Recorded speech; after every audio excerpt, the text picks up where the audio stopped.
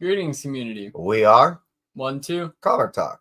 and we have more books. We do. Our pre-order arrived, and there's actually I snuck in one book from this week's pickups, and yeah, we definitely have books. As I made mention before on Entropy and Comics that the pre-orders are moving up. So what I mean by that is the count is getting greater. But before we actually get into it, let's go ahead and acknowledge those that decided to cruise on in on the live. Las Cruces, dude, we appreciate you. And I want to just make a quick little announcement before we actually get into this. Kai and I are coming up on 5 years. Exactly in a little less than 4 weeks will be our it was on the 22nd of July essentially that we just started this channel. So I don't know, we'll do some type of live or something just to thank the community, but we just want to say, hey, those that decided to cruise on in on the live, Christina, thanks for cruising in and dancing with us. And those that decided to catch us on the rewind, yeah, we'll end up doing something. We'll just do some type of quick live, just say thanks. Maybe even do a quick giveaway. You never know. All right, hey, let's get into this. Jump into it. Yeah. Now, that's Feral, issue number 4. If I recall, I got to look at it actually. Maybe it's 3. Now, this is a story I genuinely love. I know it's an ongoing one, and being that I'm totally, it's 4, enamored with it's the 1 in 10, with essentially almost everything that Mr. Tony Fleece does. This one is definitely one of my favorites as far as an ongoing series is concerned. Yeah, that was this week's pickups. The Last Ronin, Re-Evolution, Teenage Mutant Ninja Turtles number 2. Now this is a takeoff from the first series that is actually making some real waves, and which is The Last Ronin. And now we're seeing the next generation take over, and I'm genuinely thrilled with this series. This is actually, as Tom Waltz put it, decades in the making and decades of stories willing to be told. So yeah, I'm so thrilled with this. Last Mermaid, issue number 4. This is actually an insane story. I highly recommend it. Post-apocalyptic about a mermaid's trying to find a new home, and that's like the cut and dry of it. The art in this thing is insane. The story in this thing is insane. I'm just grateful that neither one is overshadowing the other. And being that the dialogue in this thing is minimalistic as possible, the art and everything is just, it's surreal. So it tells the majority of the story. So even though the majority of the story is pictures, it doesn't come across as a picture book.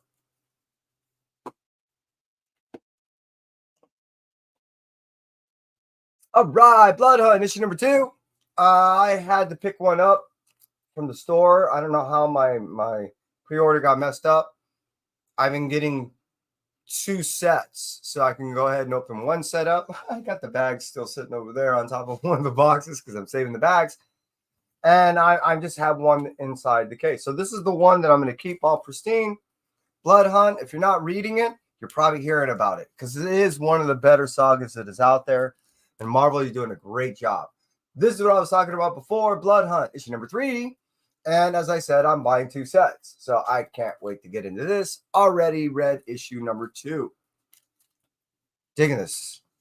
I now know that Blade, it's not really you. I knew it wasn't you. Spider-Boy, issue number 7. If you're not reading it, there's another one you're probably hearing about. I remember listening about, it was actually 2 months shy now, where Spider-Boy's first appearance came out. And I remember everyone saying, well, many people saying that really didn't jump on board, that this would be one of those books would be a flash in the pan and Spider-Boy would go away. Well, we're not only seeing Spider-Boy making a huge impact in the Marvel Universe, but we're actually starting to see how integral he really is. And he's just working with everyone. So being that I'm a huge fan of Bailey, I'm getting everything. Unless it's a hardcore variant that I can't afford or justify purchasing, I end up getting 3 of these. I I'm getting everything else. So Spider-Boy 7, Spider-Boy 8, first appearance at the Puzzler. I have yet to read this one, and I'm loving it. I'm digging it. So yeah, it is a little Scotty Young variant. Name of this character is Spider-Boy, and his true identity is Bailey Briggs. This kid is going through a lot of personal problems, along with a lot of just, yeah, a lot of new villains, and I'm loving every single one of them. And this is the final variant for it. For issue number 8, I think this is a cover C. And again, this is Stormbreakers, and I'm digging a lot of Stormbreakers covers too. Hey, Crystal, how you do? Hope you are well.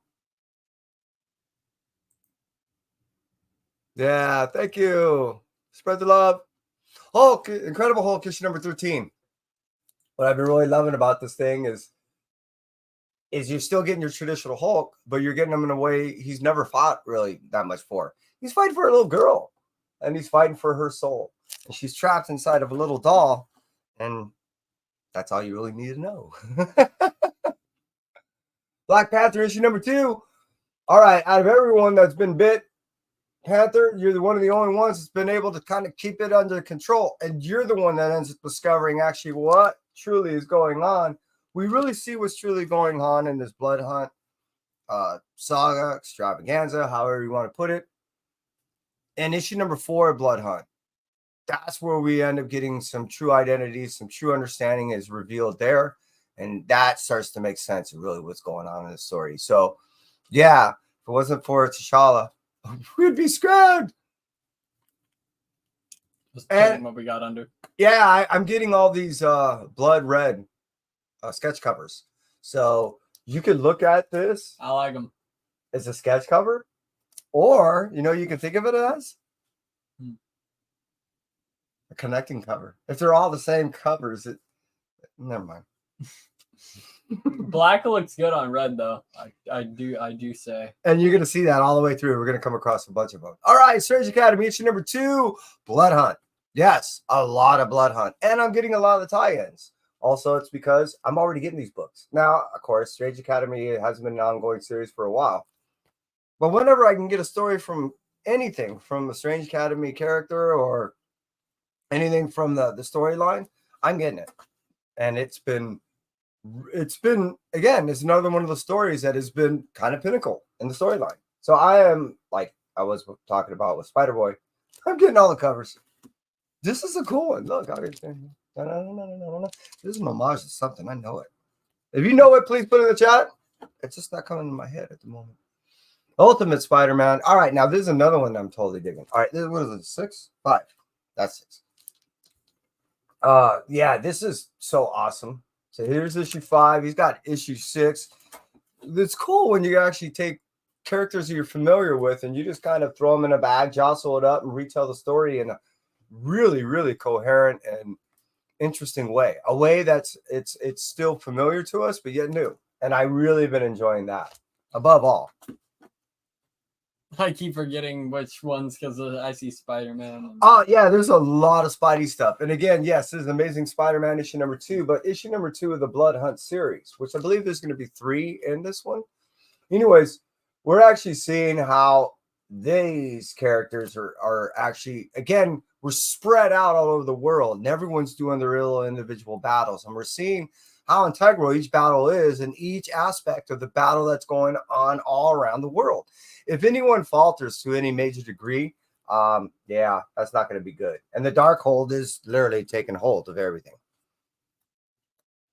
Miles, yeah, poor guy. He's another one that's been subject to the shit that's been going on in these fucking Dracula's. All these new vampires and all their new talents have just been really screwing up everybody. And it's, again, because we're seeing powers that supposedly haven't been on this planet, you know what I mean?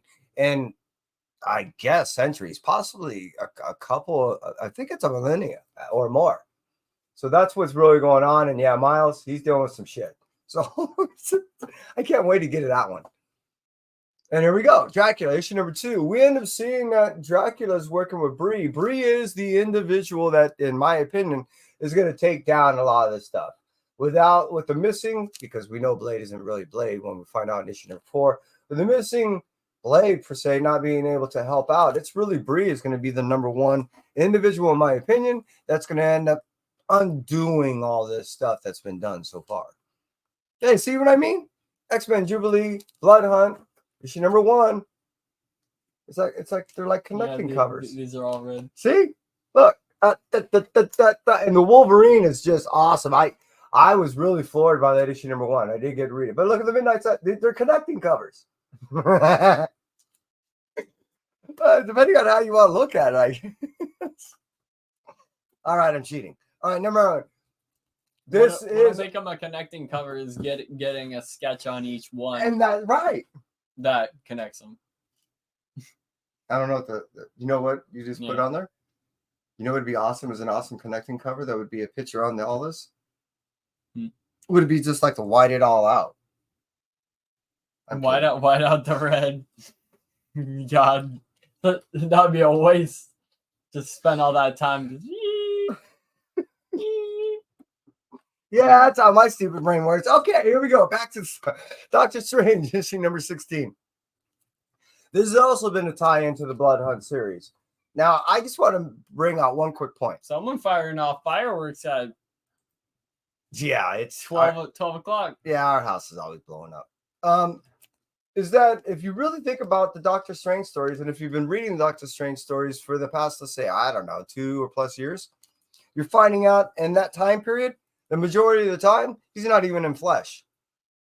He's like a specter. He keeps dying in some way, some form, some shape. And it's kind of a bummer. Poor guy. Blood Hunters. This cover is pretty cool. Yeah, issue number 2. Now, we're seeing the Blood Hunters in a different way. You know, the original Blood Hunter series was comprised of an individual that's supposedly causing all this damage. None of them believe what's going on, and they really want more than just actually settling things and taking out vampires. They're the ones that are really trying to find out, along with Wolverine, and investigate what the fuck is going on. We can keep killing all these vampires all day long, but that's not going to remove what's going on. It's more of a distraction. We need to get to the source. Here we go. Now removing ourselves from the Blood Hunt stuff. I know it's been a saturation up to this point. Amazing Spider-Man, issue number 50. Here we get into the whole Spider-Goblin type stuff. And this is kind of an introduction of where we're getting to. Now, I did end up reading it, and damn, did I end up loving it. And I can't wait to get into issue number 51 and 52. But let's go ahead and look at a couple of killer covers. These are one of the variants. And the other one that he has in his hand is probably my favorite out of them all. That version, negative variant, is just amazing. Negative covers can't not be cool. It's our brain's way of kind of filling in the space, making it look. It's the simplicity. There's 51. All right, so 51. Then we got 52 right here as well. Yeah, so here we go with him basically getting gassed. You know, I mean, the results of, and then here he is in his full-fledged form, Spider-Goblin. And I believe this is like the second aspect to the arc of that storyline. Can't wait to get into this stuff. But as you see, there's so many books that we end up getting on our pre-order. And yeah, look at that. I mean, how to get this variant for issue number 52 of Amazing Spider-Man. That's just gorgeous. All right, Spectacular Spider-Man. This is a story of both Miles and Peter, and I love this story. Some stories don't work with Spider-Man, but when you put Miles and Peter together, it definitely works. And this has been extremely enjoyable. I'm seeing a lot more of Ms. Marvel doing crossovers and stuff too. She's doing her own little mini right now, but I'm seeing and when we get into the summer, you're going to see a lot more. Symbiote Spider-Man issue number 3 of the 2099. I didn't realize initially that this was a takeoff of the Spider-Man 2099 issue number, I think 33 or 34 from 1995. But when I learned that, then I ended up trying to do a little bit of research. And yeah, this is such a fun story. I don't think Miguel's ever going to be the same after the story ends. I think his genetics will always be slightly tweaked.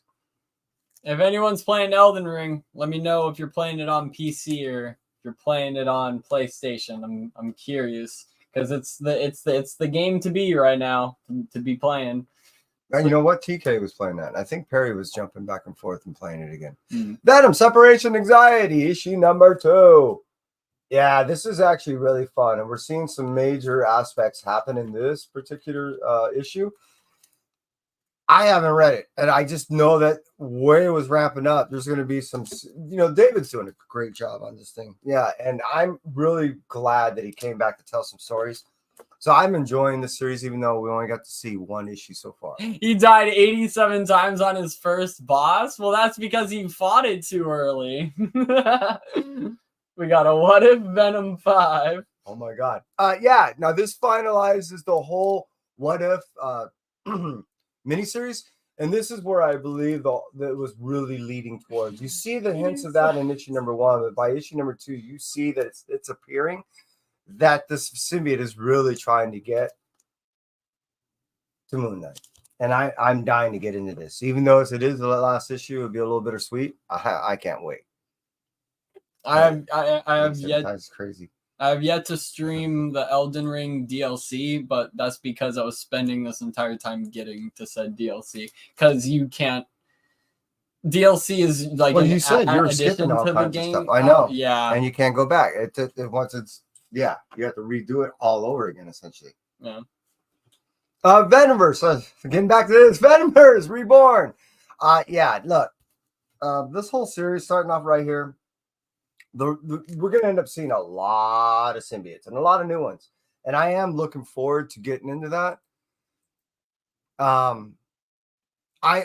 know that there's going to be a whole lot of symbiote stuff coming up during the summer. Again, when we get into the Venom Wars and all the symbiote summer stuff. But this is kind of, in my opinion, starting it off. And here we go, Venom 34. There's what I was talking about more vampiric stuff. Here we are with a vampire symbiote sucker thingy. I don't know, but it's effing them up. So I'm looking forward to getting to that, especially after what we saw in issue number 33. Hey, how you do? I appreciate you. It's been a while.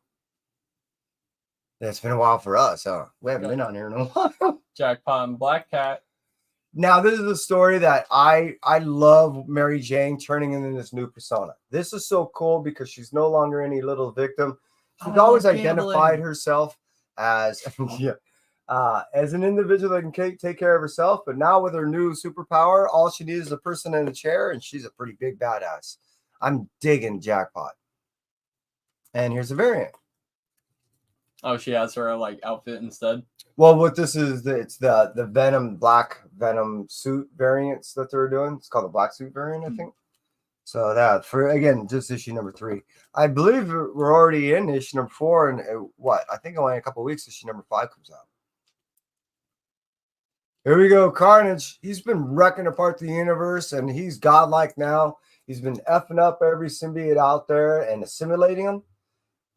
Yeah. Now that he's all got, what is that? All spear? It's almost like a necrospear thing. Yeah, he's just, fucking shut up. It's brutal. I'm really loving what Grombeck's doing with this series, and it's just so amazing. He has like a new weapon or something. Yeah, he had this elving thing make it for him, and it's been amazing and crazy. Ms. Marvel, Mean Madness. As I said before, this isn't a mini that's been written by Xavier and Iman. They're doing a great job writing together. He recently told me that he thinks that she's totally able to go ahead and write on her own. So if Iman Vellani's ready to start writing on her own, I'm curious if she's going to stick with this character or if she's ready to branch off and do other stuff. But I've been loving this series so far. Keep it up.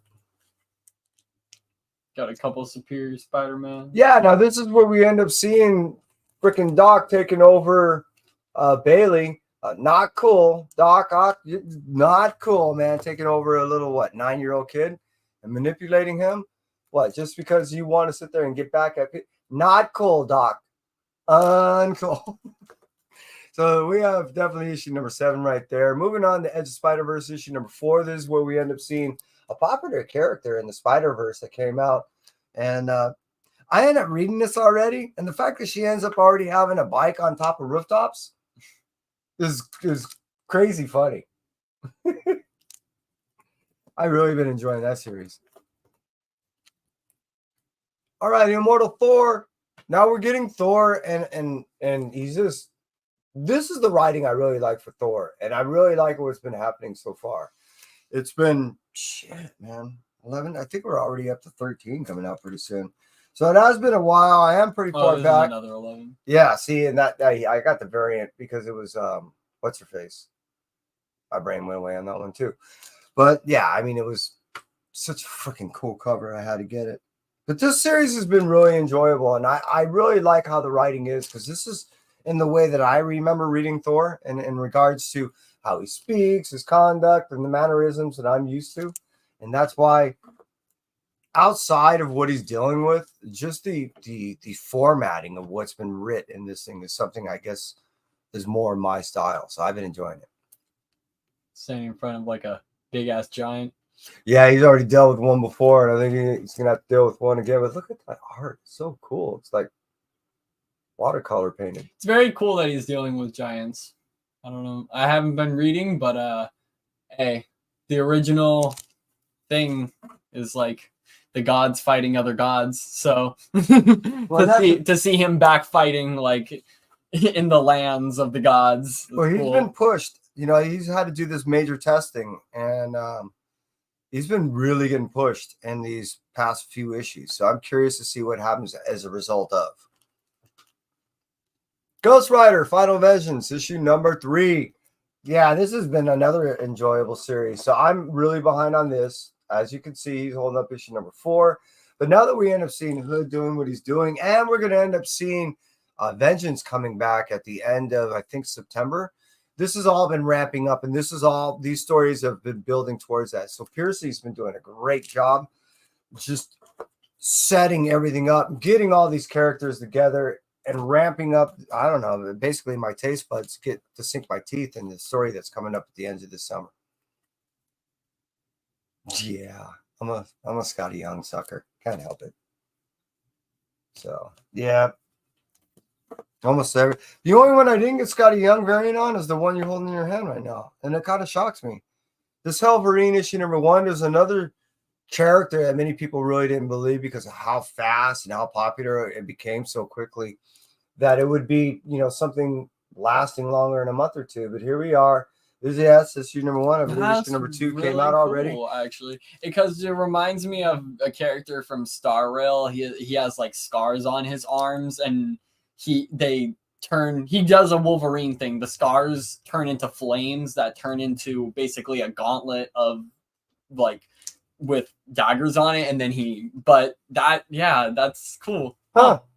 I mean, I know that's just Wolverine getting flames on the spikes now, but that just reminds me of the scar. No, it's like a hybrid.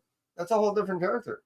Oh, yeah, it's like Wolverine is his own kind of. Yeah, I mean, you end up seeing that it's a result of. You know, what I mean, you're like, wait, this is a different type of thing. Huh. Yeah. So. Oh yeah, see, he does have actually. Okay. You're probably gonna end up reading this one, huh? Yeah. Yeah. I mean, this was the spoiler reveal, so we see who the character really is. Yeah, I like fire. Yeah, I like fire. Oh, that explains a lot of things. Just kidding. All right, Night Thrasher issue number 4. This is that whole penultimate thing. We're getting close to the second. We're getting him dealing with the fact that yes, he is in another time era, and he's dealing with the fact that he's the way he thought himself and the reality of who he really is and the world that he's residing in. He's trying to refine himself. So he's not as badass as he thought he is, but at the same point, he still has the badassness. Yeah, let's go with that one. To be able to deal with the problem at hand, and he's doing a pretty good job. So I'm looking forward to getting issue number 4.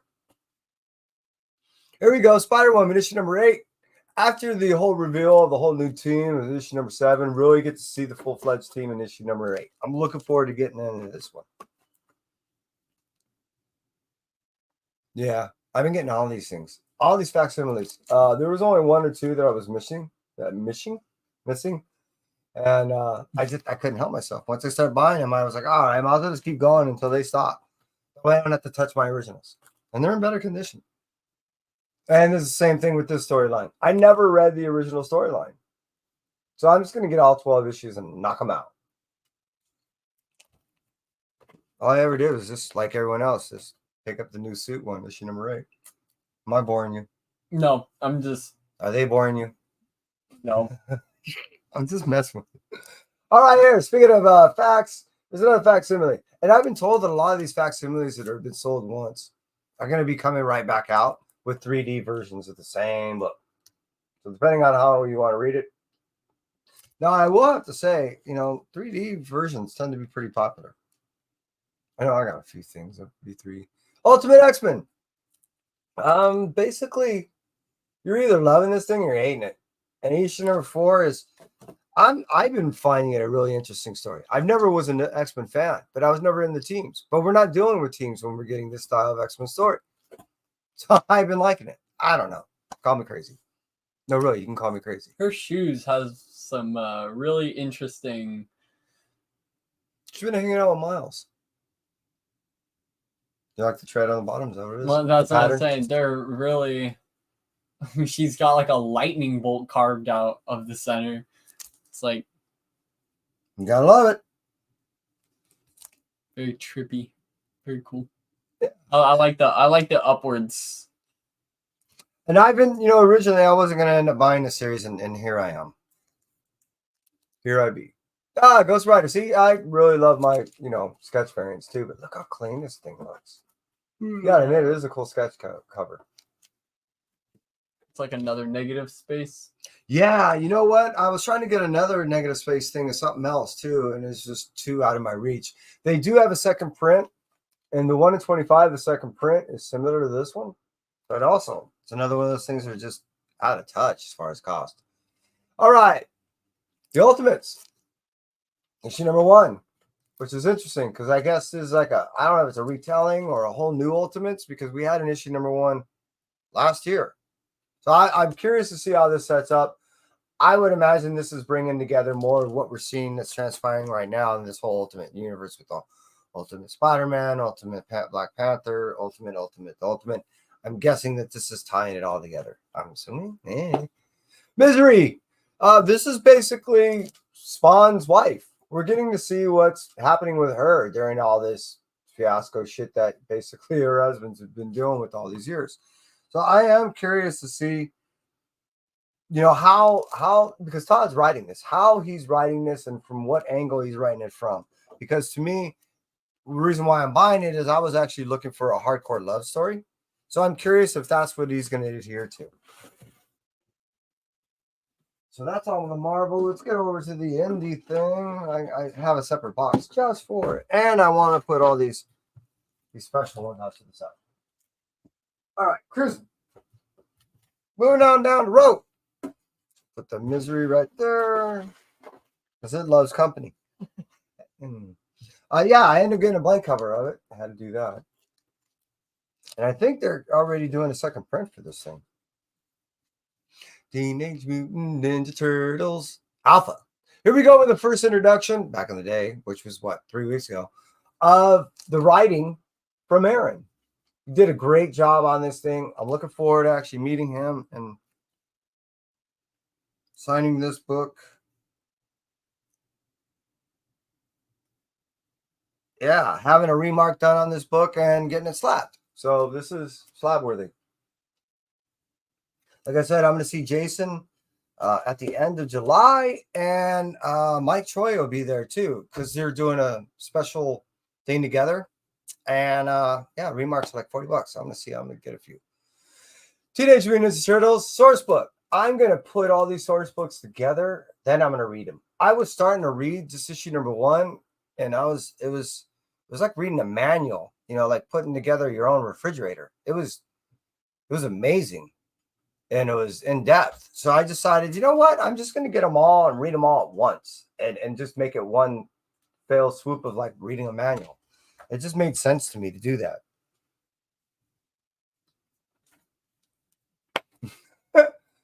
All right, here we go. Teenage Mutant Ninja Turtles Untold Destiny of the Foot Clan.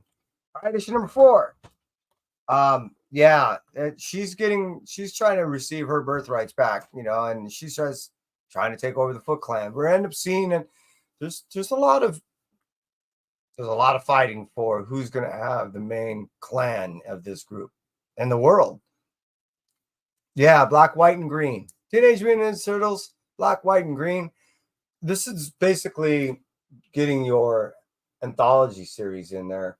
All these type of series, the Black, White, and Red, and in the case of this one, the Black, White, and Green, they've been enjoyable. It doesn't matter if you've been talking about Image, IDW, Marvel. They've all been jumping on this bandwagon, and I've been enjoying them all. Allows everyone to get a little bit of writing in there. Comes across with a bunch of cool stories. All right, here we go. Uncle Scrooge, another Jason Aaron book. This is the Scotty Young variant. If you read this story, I highly recommend going and taking a lot of time. And I believe it's the opening of the book. On the inside cover of the first introduction aspect of it is Jason telling you his love and passion for this character. And he's telling you how he was first introduced to this character and how he read it to his son. I won't ruin any more of that story for you because I do highly recommend that you read it. It just shows you the passion behind not only this character, but in my opinion, when you read other articles on when he talks about the Turtles, you'll see how much passion he has for that story coming soon too. All right, Briar issue number 6. I really didn't think that they're going to go past 4, but here we are in issue number 6. It is going to turn out to be an 8-issue mini. It took me a long time to remember what the hell was going on, but I'm looking forward to issue number 6 now that I caught up on issue number 5. Once Upon a Time at the End of the World. This is issue number 15, and this finalizes the story of probably one of the greatest post-apocalyptic love stories I've ever read in my life. I'm looking forward to talking to Jason Aaron about this story, having him sign a couple copies for me, and I'm really interested in getting into this book and where its origin came from and how it transpired and came to be, and what drove him to tell such a story that really hits me hard in the heart, so I really want to get into that one with him. Here we go, Feral. All right, this is the third printing of issue number 1. Kai's going to show you another one. And yeah, Feral's an ongoing series that most people are going to end up finding out in about another 5 or 6 months. So wait, I'm missing out on something that's really, really good. After we get into the first arc, and the first arc will end, I think that's when a lot of people will end up really taking notice of the story. Here we are with issue number 3. As I did show you issue number 4 behind me, I did read issue number 3, and wow, yeah, this is another one that I'm in fall in love with the characters, so it's going to be hard to see some of these characters go. Uncanny Valley. This is the book that I'm hoping it goes all the way to issue 12. It was originally pitched as a 12-issue a 12-issue maxi, but it looks like Boom is reneging on their initial deal and turning it into a 6-issue mini. I'm not happy about that, but I am so stoked about this story. It's a very Roger Rabbit-y thing, and the chosen one in this is a hybrid kid that's part cartoon and part human. Destro issue number 1. Finally got to read this thing. And yeah, we're finding out how powerful this individual is. And we're seeing how even Cobra Commander is not really much of a match for this individual. Even though he's seeking him out, I think he's going to end up finding out that Destro is a little bit more than he bargained for. And as always, I'm getting the sketches. Transformers. Yeah, this is a really pinnacle point. This is where we end up finding out a lot. He's atlasing. Yeah. And issue 9 is very integral in the story. We're going to find out 9 and 10, the impact that they're really going to have and how a lot of things transpired. And a lot of answers are going to be answered in 9. And then we see the result in 10. Void Rivals. This started it all. This brought us Transformers for the first time back into the Energon universe. And then we end up seeing its collaboration with G.I. Joe, Duke, Cobra Commander, Destro. All this stuff is coming out, and I'm loving every bit of it. And here's the Cobra Commander. I believe this finishes it out, right? Issue number 5? Yeah. And I'm looking forward to getting into this. We're going to see the result of what happened with 4 and how it's going to affect when he sees Destro and what that does moving forward, because what we're getting into is ends the first phase of the Energon universe. Yeah, I didn't realize that I was picking this up. I've already bought it, I already read it, and I loved it. Sinister Sons was a lot more than I initially anticipated, and I had a ball reading it. Oh, you're good. Classic. Now, Wagner is a genius, and if you're into horror and gore, this is the way to do it. He will always, at the end of the story, show you something more than you anticipated, and it tends to have some type of moral point that you least expect. And you usually find yourself a little confused at the end going, I enjoyed that possibly for the wrong reason, but it had the right message. And you usually scratch your head leaving. Space Ghost. David Pepos is doing a great job with this thing. And issue number 2, I've yet to read. Issue number 1 was a great introduction. And what we're going to see in the first 3 issues is not only his introduction, but his origin. And we're going to see how well he's how should I say, saving our known universe. And most of us never even really knew. World Tree. If you're reading it, you know. If you're not, yeah, you're probably asking people, what the hell is this thing about? What I'm loving about it is kind of like a Black Mirror story. And what's scary is how plausible it can really be. Not to this degree, but still. So issue number 10, I'm looking forward to getting into. I know issue number 9, 10, 11 are like need to be really kind of read together. Creature from the Black Lagoon lives. I read issue number 1. I believe this is issue number 2. And that it is. What I find interesting about the story is it really tells a story about a person that's obsessed. You know, beyond the creature, you're seeing an individual that is just obsessed about the creature. And it's kind of a reflection of the world at hand. So that's kind of one of the reasons why I like reading it, is not just for the surface story of itself, but it gives you a symbolic and metaphorical one as well. Yeah, Rook Exodus. So what we're seeing is in this one, if I recall, issue number 2, an introduction to a new character. And then issue number 3 gives us an introduction to like 14 of them. So we're seeing how this whole world, without this technology of utilizing the mask and the animals in it, the few surviving individuals that are still left would be just in peril. There's be no way they could survive. Geiger. Now, in this whole unnamed universe, Geiger is really, in my opinion, really the one that started it all. And the most pinnacle out of all of them. And it turns into the hub of what everything outside of it shooting into. Red Coat and everything else, Rook, obviously, as we're seeing it hold all these other stories in some way, some shape and form, but we've yet to see how they interconnect. So Geiger, in my opinion, is the one that is kind of the catalyst to all of this, but we're yet to really see how it interacts with all these other stories. Dying to get into this one. Military Comics. I don't know if this has ever been reprinted. And this is the first appearance of this character, Blackhawk, I believe. And we're seeing some of these remakes and these reissues of stuff that was before the comic stamp thing. And this was one that I knew I'd never be able to afford in its original form. So I'm going to pick up some of these facsimiles. I think this is the first time it was ever done. Local Man.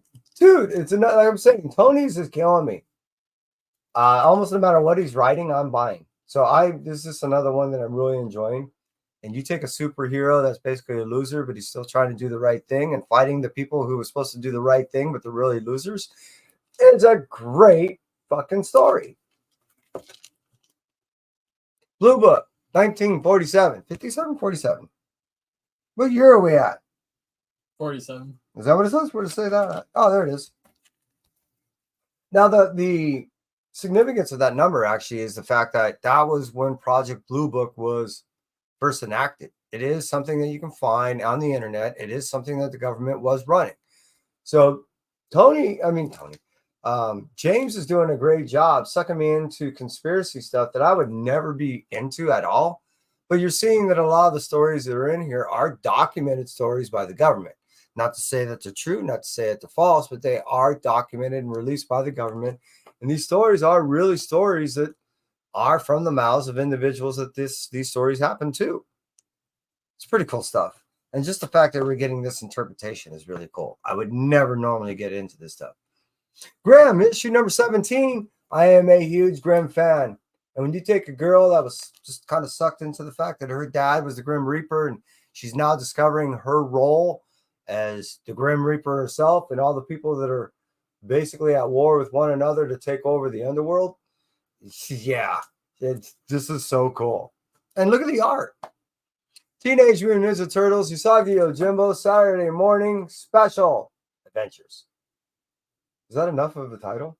I really don't need to say more. If you're a fan of Turtles, if you're a fan of Usagi, you're getting this just as well. If you're not, I highly recommend both. Speaking of which, Usagi Yojimbo, Stan's been doing this character for 40 years now, and I'm loving it. And Dark Horse, well, it's kind of like home for him, and he did majority, I believe, of his books between Dark Horse and Mirage. So yes, issue number 3 of The Crow is, again, this is highly recommended by me. Really love it. Philosophically, morally, this is just an awesome story.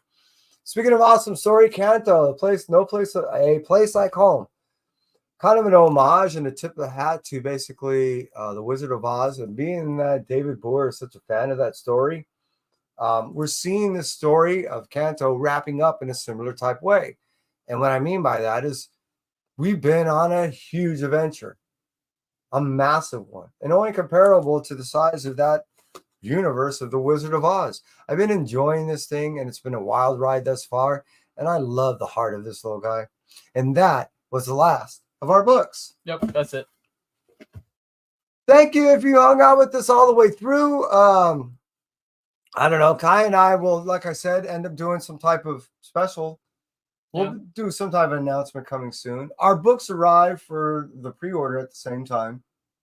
So we may end up wrapping it all together or not. I don't know. We'll figure it out. We'll figure it out. Cool. Well, from us at You gotta go. 1, 2. Comic Talk. We'll catch you in the next live stream.